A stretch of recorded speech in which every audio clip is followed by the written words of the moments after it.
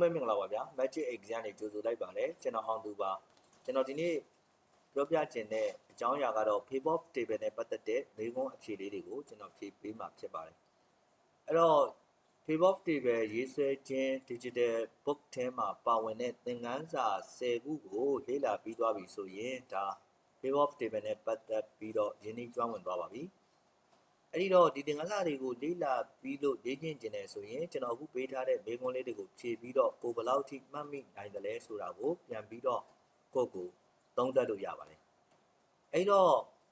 Favor Table နဲ့ပတ်သက်လို့ကျွန်တော်ပြောပြချင်တာက Favor Table ဒီ management တွေ manager level တွေမှာသုံးတဲ့ tools တစ်ခုဖြစ်ပါတယ် officer level တွေမှာတော်တော်များများလဲထိထိရောက်ရောက်သုံးကြပါတယ်အဲ့တော့လက်တွေ့လုပ်ငန်းခွင်မှာကိုကတကယ်ပြန်လုပ်တတ်ချင်တယ်ဆိုရင်တော့အခုပေးထားတဲ့မေးခွန်းလေးတွေလောက်တော့မှတ်မိနေဖို့လိုအပ်ပါတယ်လက်တွေ့လုပ်ငန်းခွင်မှာဒါတွေကိုမေ့နေမယ်ဆိုရင် Favor Table သုံးရတာကိုအတွက်ဝင်ဖို့ဖြစ်စေမှာပါအဲ့တော့လက်တွေ့ပြန်သုံးဖို့ပဲဖြစ်ဖြစ်ဝါသနာရလေ့လာတာပဲဖြစ်ဖြစ်ကြိုပြီးတော့လေ့လာထားတဲ့ကျောင်းသားကျောင်းသူတွေပဲဖြစ်ဖြစ်ပေါ့နော်ဒီမေးခွန်းလေးတွေကိုပြန်ပြီးတော့ဖြေကြည့်တင်ပါတယ်အဲ့တော့ကျွန်တော်ဒီနေရာမှာမေးခွန်းတွေကိုဖြေပေးထားပါမယ်အခုအားလုံးပဲမေးခွန်းနံပါတ်1ကိုကျွန်တော်တို့စပြီးတော့ဖြေကြည့်လိုက်အောင်เนาะမေးခွန်းနံပါတ်1မှာက Favor Table ကိုဘာကြောင့်သုံးတင်တာလဲတဲ့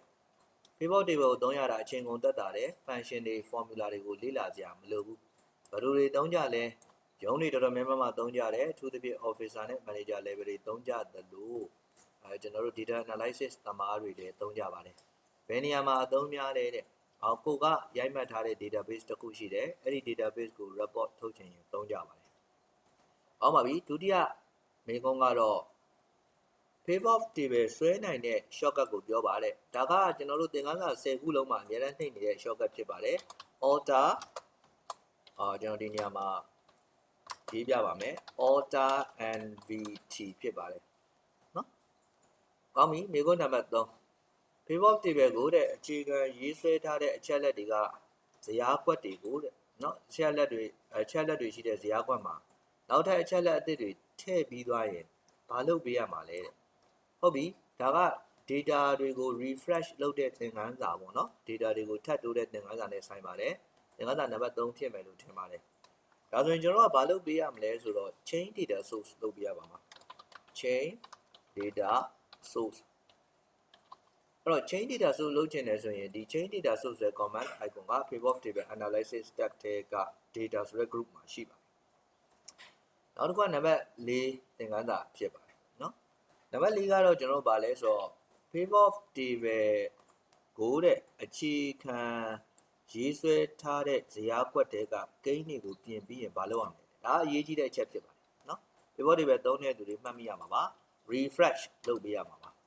တကယ်လို့ refresh မလုပ်ခဲ့ဘူးဆိုရင် Favor Table ထဲမှာရှိနေတဲ့ကိန်းဂဏန်းတွေကပြောင်းလဲမှုရှိမှာမဟုတ်ပါဘူးဒါဆိုမှားနိုင်ပါတယ်refresh လုပ်တဲ့အခါမှာကျွန်တော်နီလာနှစ်ခုရှိတယ်ကိန်းဂဏန်းပေါ်မှာ Favor Table တွေကို selector ကိုရွှေ့ပေါ့နော်ရွှေ့ပြီးသွားတဲ့အခါမှာကိန်းဂဏန်းပေါ်မှာ right click နှိပ်ပါ right click menu ထဲမှာ refresh ဆိုတဲ့ click ပါတယ်အဲ့ဒီလိုမှမဟုတ်ရင် data analysis tab ထဲကိုသွားပါအဲ့ဒီ data analysis tab ထဲမှာ refresh ဆိုတဲ့ click လေးပါဝင်ပါတယ်နောက်တစ်ခါတော့ Favor Table မှာတဲ့တွက်ချက်မှုတွေကိုလုပ်ပေးနိုင်တဲ့ခလုတ်ပေါ့နံပါတ်5ကနော်တွက်ချက်မှုတွေကိုလုပ်ပေးနိုင်တဲ့ခလုတ်ရဲ့နာမည်ကိုရေးပေးပါတယ်ဒါ Favor Table ဆွဲတဲ့လူတိုင်းသိပါတယ်ဒီခလုတ်ရဲ့နာမည်ကကျွန်တော်တို့ value fee setting လို့ခေါ်ပါတယ်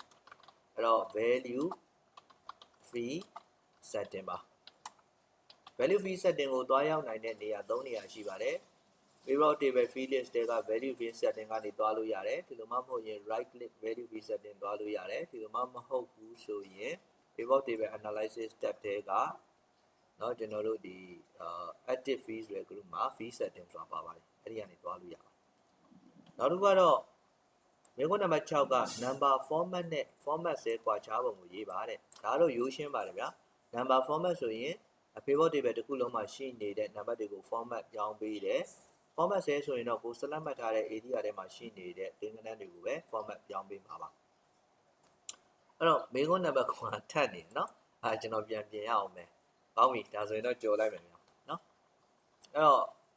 မေးခွန်းနံပါတ်10ကိုကျွန်တော်ကြည့်အောင်နော်မေးခွန်းနံပါတ်10ကပါလဲဆိုတော့ slicer ကိုပဲအချိန်မှာအသုံးပြုတာလေတဲ့ slicer ဆိုတာက filter လုပ်တဲ့ bottom မျိုးစားတစ်ခုဖြစ်ပါတယ်အထူးသဖြင့်ကျွန်တော်အဲ့ဒီသင်ခန်းစာကိုရှင်းပြခဲ့တော့က dashboard ရေးဆွဲတဲ့အခါမှာ slicer တွေကိုသုံးကြတယ်လို့ပြောတယ်ရှင်းပြခဲ့တယ်အဲ့တော့ slicer က dashboard ရေးဆွဲတဲ့အချိန်မှာသုံးတယ်အထူးသဖြင့် filter ခောက်တဲ့အခါမှာ filter ခလုတ်လေးတွေကသေးတယ်အဲ့ဒီသေးငယ်တဲ့ filter ခလုတ်လေးတွေကိုမသုံးချင်ပဲနဲ့ worksheet ထဲမှာကြီးကြီးမားမားကြည်ကြည်ပြန့်ပြန့် filter လုပ်ချင်တယ်ဆိုရင် slicer ကိုသုံးနိုင်ပါတယ်နောက်မေးခွန်းနံပါတ်6ပါအဲ့တော့မေးခွန်းနံပါတ်6ဒီ pivot တွေထဲမှာရှိတဲ့စကားလုံးတွေကိုတဲ့လိုအပ်တယ်လို့အုပ်စုခွဲနိုင်လားတဲ့အုပ်စုခွဲခြင်းရင်ဘယ်ကလုတ်ကိုနှိပ်ရမှာလဲတဲ့ဟုတ်ကဲ့ခွဲနိုင်ပါတယ်ကျွန်တော်တို့เนาะ pivot တွေထဲမှာရှိနေတဲ့စကားလုံးတွေကိုအုပ်စုခွဲလို့ရတယ်စကားလုံးတွေကိုမှမဟုတ်ဘူး date တွေကိုလည်းအုပ်စုခွဲလို့ရတယ်သင်္ကန်းတွေကိုလည်းအုပ်စုခွဲလို့ရတယ်ဒါကိုကျွန်တော်သင်ခန်းစာတစ်ခုအနေနဲ့ရှင်းပြခဲ့ပြီးပါပြီ group ဆိုတဲ့သင်ခန်းစာပါတကယ်လို့ဒီမေးခွန်းကိုမဖြေနိုင်ဘူးဆိုရင်တော့အဲ့ဒီသင်ခန်းစာကိုပြန်ကြည့်ပေါ့အဲ့တော့အုပ်စုခွဲခြင်းနဲ့ဆိုရင်ကျွန်တော်တို့ကအုပ်စုခွဲခြင်းနဲ့ game လုံးတွေကို select မှတ်မယ် right click နှိပ်မယ်အဲ့ဒီ right click menu ထဲမှာ group ဆိုတဲ့ command icon ပါတယ်အဲ့ဒီမှာ group ခွဲနိုင်ပါတယ်တကယ်လို့ဒါစကားလုံးတွေကတစားစီဖြစ်နေခဲ့မယ်ဟလာအပေါ်ရောက်အောက်ရောက်ဖြစ်နေခဲ့မယ်ဆိုရင် control key ကိုဖိပြီးတော့ select မှတ်ဖို့ကိုလည်းကျွန်တော်အဲ့ဒီသင်ခန်းစာမှာရှင်းပြခဲ့ပြီးပါပြီကောင်းပြီနောက်တစ်ခုကတော့pivot table ကိုတဲ့အခြေခံရေးဆွဲထားတဲ့ database ထဲမှာမပါဝင်တဲ့အချက်တွေကိုထည့်သွင်းတွက်ချက်ခြင်းနဲ့ဆိုရင်ဘယ် command icon ကိုသုံးရမှာလဲရှင်းပါတယ် pivot table database ထဲမှာမပါတဲ့ column တစ်ခုကိုကျွန်တော်တို့က pivot table ထဲမှာထည့်တွက်ခြင်းနဲ့ဆိုရင် calculated fee ဆိုတဲ့ fee ဆိုတဲ့ command icon ကိုသုံးပါတယ်အဲ့ဒီ calculated fee ဆိုတဲ့ command icon ဒီ analysis tab ထဲမှာရှိပါတယ်analysis tab ထဲက calculation group ထဲမှာ calculated fee ဆိုတဲ့ command icon ပါ calculated fee လို့တော့သူကတိုက်ရိုက်မရေးပေးထားဘူးအဲ့ဒီမှာ item နဲ့ set နဲ့ဆိုပြီးတော့သူကရေးပေးထားတာရှိပါတယ်နောက်တစ်ခုကတော့ pivot table report ပုံစံကိုပြောင်းချင်ရင်တဲ့ဘယ် tab ထဲမှာပြောင်းရမှာလဲတဲ့ဟုတ်ကဲ့ပါ pivot table report ပုံစံ3မျိုးရှိတယ်လေကျွန်တော်တို့ report layout မှာလေ့လာခဲ့တယ်ဟလာ tabular form ဆိုတာရှိတယ်ပြီးတော့ outline form ဆိုတာရှိတယ် compact form ဆိုတာရှိတယ်ပေါ့အဲ့ဒီ form တွေကိုပြောင်းချင်ကျွန်တော် design tab ထဲမှာပြောင်းလို့ရပါတယ်နောက်တစ်ခုကတော့ pivot table မှာတဲ့ပါဝင်တဲ့ gain တွေကိုအဆင့်သတ်မှတ်ချက်ခွဲချင်ရင်ဘယ် command icon ကိုသုံးရမလဲတဲ့ဟောအများဆုံး gain အနည်းဆုံး gain ပေါ့1 2 3 4 ranking ပေးချင်တယ်ဆိုရင်ကျွန်တော်တို့က gain ကဏ္ဍပေါ်မှာ pivot table ထဲမှာရှိနေတဲ့ gain ကဏ္ဍပေါ်မှာ selector ကိုရွှေ့ပါ right click နှိပ်ပါ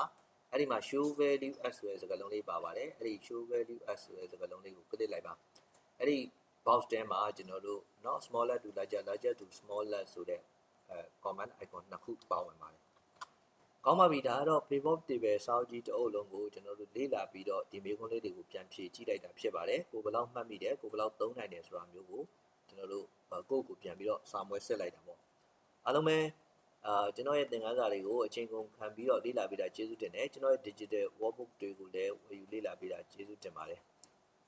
အဲ့တော့နောက်ပိုင်းသင်ခန်းစာတွေမှာကျွန်တော်တို့ပြန်ပြီးတော့တွေ့ကြမယ်နော်